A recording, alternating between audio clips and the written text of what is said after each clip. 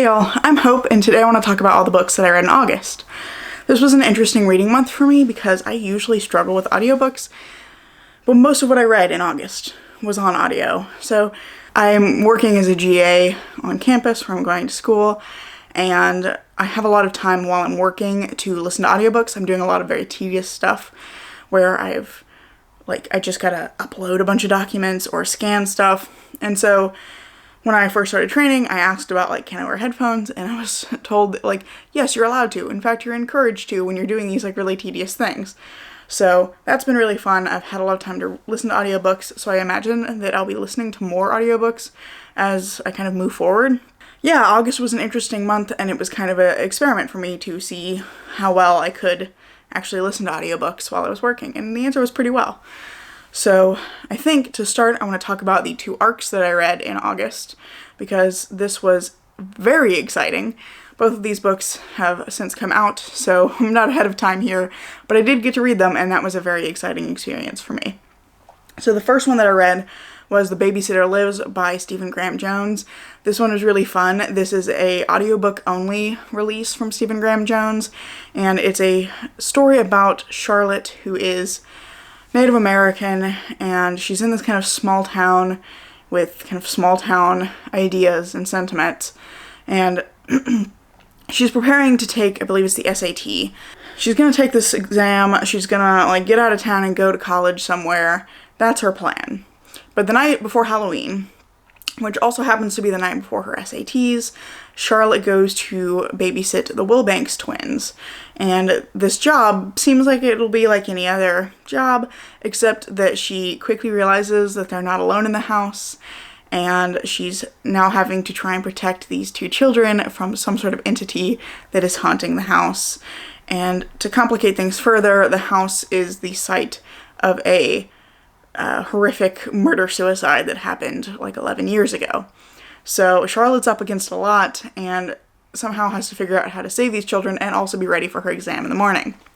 I thought this book was a lot of fun. I think it's got everything I like about Stephen Graham Jones' writing. It has the kind of, I don't know how to describe, this is a quality of his writing I never quite know how to describe, but it's not quite informal, but I think a lot of his writing flows in the way that you would hear someone talking as if somebody is telling the story to you, and I find that really interesting. I really like that style of writing, so I really enjoyed that here, and so it really worked out well in this format too, because it was an audiobook.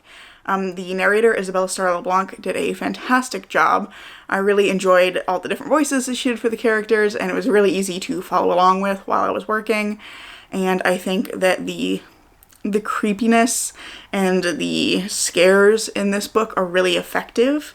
For once in my life, I'm working in a cubicle where I have my back to the cubicle door, and I was grateful on the one hand for that, so that nobody could see the weird faces I was making while I was listening, but on the other hand, I couldn't shake the feeling that somebody was standing right behind me just the entire time I was listening. So I think this book was really effective, and it also explores a lot of interesting ideas around racism and homophobia and some ideas like that I think are really important to Charlotte's story. So I thought that it was really well done, and gave it 5 stars like I do with everything I read from Stephen Graham Jones. I really enjoy his writing, so this was very exciting for me to get a chance to read an arc of one of his books. So I highly recommend picking that one up, especially if you like audiobooks. And then the other arc that I read was another book that I absolutely loved. This is one of my favorite reads of the year as well. This was A Taste of Golden Iron by Alexandra Rowland. This is a fantasy mystery romance in which Prince Kadu of I think it's the Arast Empire, he finds himself at odds with his sisters, the Sultans, new child's body father, which there's a distinction that matters in the book. But basically, the child's biological father is this important diplomat, and Kadu finds himself at odds with him. And so, finding himself needing to kind of prove his loyalty to his sister and to the Empire, he takes up this challenge of investigating a break-in that happened at the Shipbuilders Guild. And the Shipbuilders Guild is a very important place in the economy of Arast. And Arast's empire is built on its economy. They've become this kind of major power through trade and through being very honest easy to work with merchants, and so it's really important to them that they protect that image. And so Keidu kind of takes up this challenge of figuring out what happened at the Shipbuilders Guild, and it kind of spirals into like a larger investigation. It's really fun. I think that mystery is great, but in doing this kind of investigation and taking on this effort, Keidu gets paired up with Evimer, who is a very stoic... Bye, neighbor. That's a loud truck. He gets paired up with Evimer, who's a very stoic bodyguard, essentially. He's Akaya, which is their kind of palace guards. And obviously, I mentioned this is a romance. It's a very sweet bodyguard romance, and I loved every bit of this book. I think that the mystery is really fun and well developed. I think the characters are all fantastic. You have a lot of very different characters, but they all kind of feel like real people that have their own thing going on, and that they're all just kind of gathered for this particular story. I think several of the characters get some really good development. Not only just the main two characters, but also some of the side characters get some fun development as well. And I think that the way the relationship develops between these two is just super sweet. It really starts at like, we don't like each other, and the way that it evolves towards friendship and then ultimately romance, I think is just really believable and well done. And also the writing in here is beautiful, so that was a part of it too. There's just so many things to like in this book. I think I gave this 4.5 stars, and the only reason I docked a star, or a half star, not a full star, was that I think the first chapter of this is a little bit clunky because you're getting a lot of information thrown at you through like flashbacks and conversations, but once you get through that first hurdle, the book is fantastic after that. Okay, and the rest of these are going to be in kind of the order that I read them in. So up first, I read The Goblin Emperor. This is a reread. It's one of my all-time favorite books, but I had gotten the audiobook and had not listened to it yet, so that was what I did with that. And this was a really fun experience. One, because I found out all of the things I had been mispronouncing when I read this myself the first time, and two, it was really fun to see the story progress, knowing what happens, because there are a lot of twists in this book and like major events that happen, so it was really fun to go back and reread it and like see the foundation being laid for all of those things, and it just kind of reaffirmed my love of this book. This is another one that I cannot more highly recommend. It's just really fun, and I don't know if fun's the right word, but it follows Maya, who's a half goblin, and he unexpectedly becomes the emperor of the elf empire of, I can't remember what it's called. I've immediately forgotten the word. There's a bit of a learning curve with the language in here because there's a lot of like new words and things, but he becomes the emperor, and he's mostly been an outcast from society, so he doesn't really know how their society works. So it's about him trying to get to grips with a society that he knows nothing about while also trying to lead that society.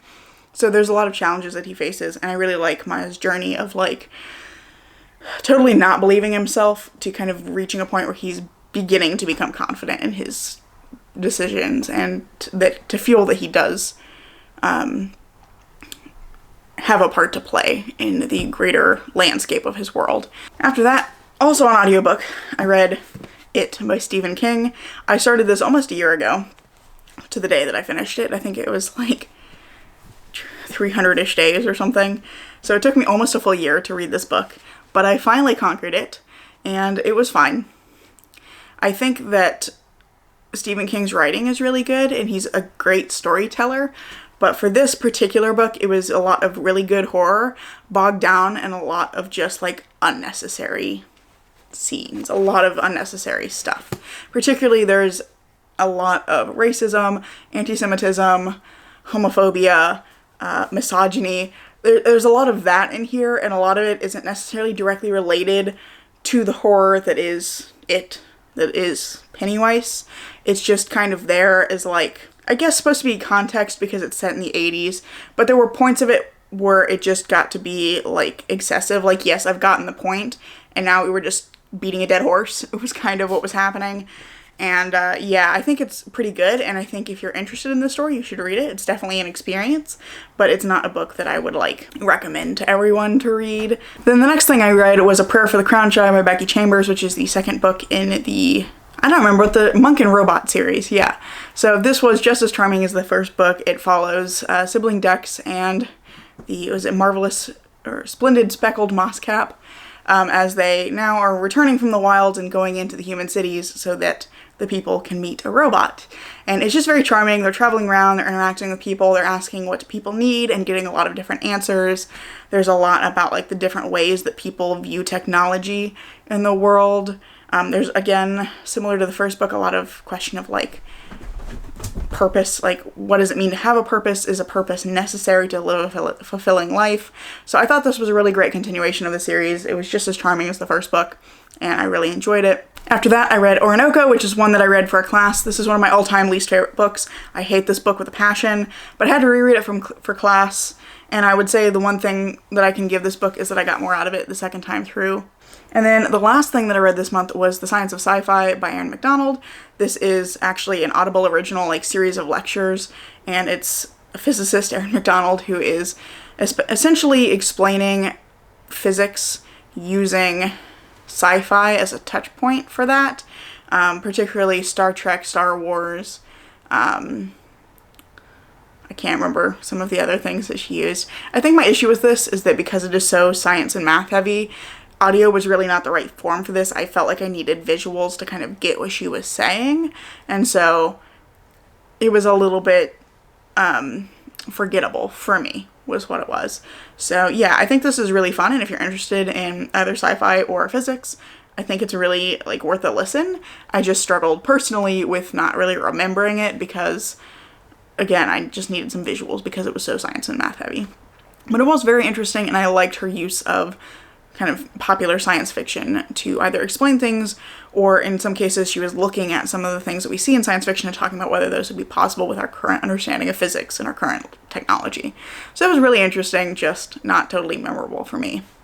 But those are all the things that I read in August, and it was a pretty good reading month. I'm really happy with what I read, and it was a good experiment. I know now that I can actually focus on audiobooks while I'm, working, so it's good to know, and I hope to kind of incorporate some more audiobooks into my reading going forward. But that's all I have for you today, and I hope you enjoyed this video. So thank you so much for watching, and I hope to see you in the next one. Bye.